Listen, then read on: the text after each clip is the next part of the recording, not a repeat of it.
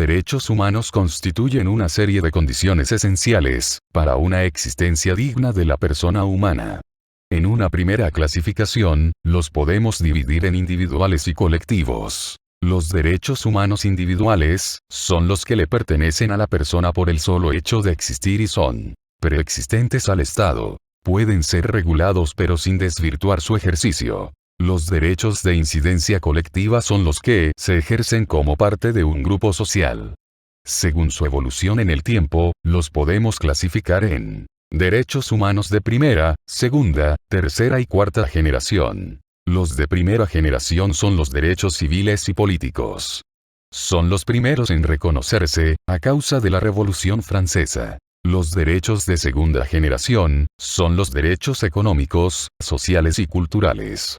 La lucha por el reconocimiento de estos derechos comienza en el siglo XIX, pero su reconocimiento pleno llega en el siglo XX. Los derechos de tercera generación son de incidencia colectiva y se puede mencionar entre otros el derecho al ambiente sano, los derechos del consumidor y el derecho de autodeterminación de los pueblos. Aparecen finalizada la Segunda Guerra Mundial. Los más recientes son los de cuarta generación, que comprende el derecho al acceso a la sociedad de la información y el derecho a la privacidad de los datos personales.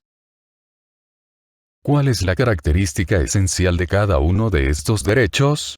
Los derechos de primera generación ponen un límite al poder del Estado reconociendo los derechos individuales. Son los derechos civiles que son libertades de la ciudadanía, que el Estado reconoce. Y también los derechos políticos, es decir, el derecho a elegir y ser elegido, que tiene cada ciudadano y cada ciudadana.